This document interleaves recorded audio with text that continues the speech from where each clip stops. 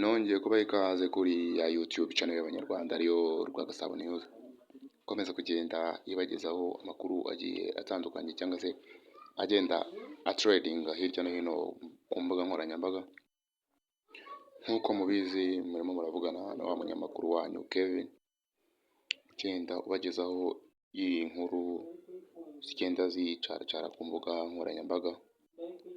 Mbere na mbere tubanje gushimira inshuti n'abavandimwe mwatweretse ko mudukurikiye cyangwa se mudukurikira mugakanda subscribe, ndetse n'abatarayikanda kandi namwe tubashishikarije gukanda subscribe kugira ngo mugende mubona byinshi tugenda tubagezaho, hari byo amakuru, imyidagaduro ndetse n'ibindi bintu bigisha bigiye bitandukanye, kubera ko turabakunda cyane nta kibi tubifuriza, tuba tugira ngo mumenye byinshi birimo biragenda bivugwa hirya no hino. Bityo rero kuri uyu munsi wa none umusitari wanyu mwamenye nka Papa Sava, uriya kwitwa Papa Sava ni izina rya filime, ntabwo ari uko afite umugore cyangwa se yaba yarabyaye afite umwana yitwa Sava, ntabwo ariko ukuri ni uko akiri umusore.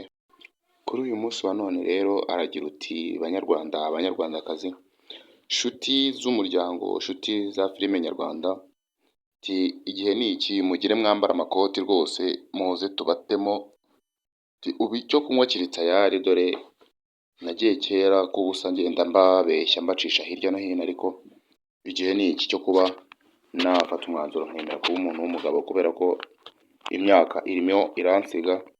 Buriya gukurikira amafaranga ni byiza, buriya kubaho nta mafaranga ntabwo ubwo buzima buba bworoshye, ariko nanone ntabwo kubaho wenyine nabyo byoroshye, buriya no kubaho nta mafaranga ntibyoroha, ariko buriya kubaho wenyine nicyo kintu cya mbere kibaho kigora. Akagira ati rero nshuti muratumiwe rwose, mwe muhanagura amakote, buriya itariki nayo y'ubukwe turimo turategura iri vuba.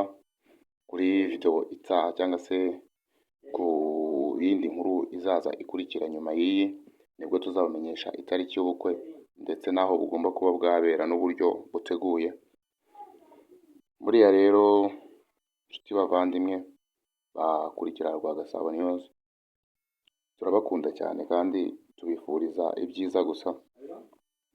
Buriya kubona umuntu ageze imyaka 35 gusubiza hejuru muri 40 n'indi, nta mugore ndewe nta n'umwana bamwitirira ngo byibura bavuga uti runaka dore umwana we n'uriye, byibura banamumwitirira ariko atari uwe, buriya kiba ari ikibazo. Abanyarwanda, abanyarwandakazi, ni hahandi nyine umuntu atangira gutekereza ati se runaka ntashobora kuba ari ikiremba.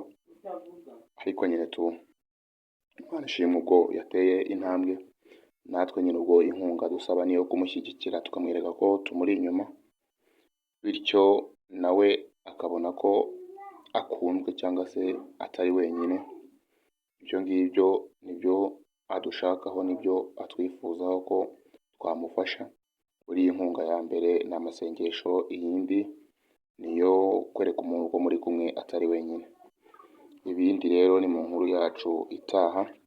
Turabakunda cyane, mukomeze mugire impagarike n'ubugingo, mukora subscribe ku batarayikora, ndetse n'abayikoze kandi namwe mukomeze mudukurikire mukora like, share ndetse na comment, kugira ngo inkuru wamenye ijye igera no ku bandi bashuti bawe n'abavandimwe, bityo amakuru wamenye utayihererana wenyine, mujye mubasha kuhasangira kandi muyasangirire igihe. Ibindi rero ni mu nkuru zacu zitaha. Turabakunda cyane, Imana ikomeze iduhane umugisha, ikomeze kuduha impagarike n'ubugingo, iduhe ibyo kurya ndetse n'amafaranga menshi, bityo ihaze kwifuza kwacu kwa buri munsi. Ibindi ni mu nkuru yacu itaha.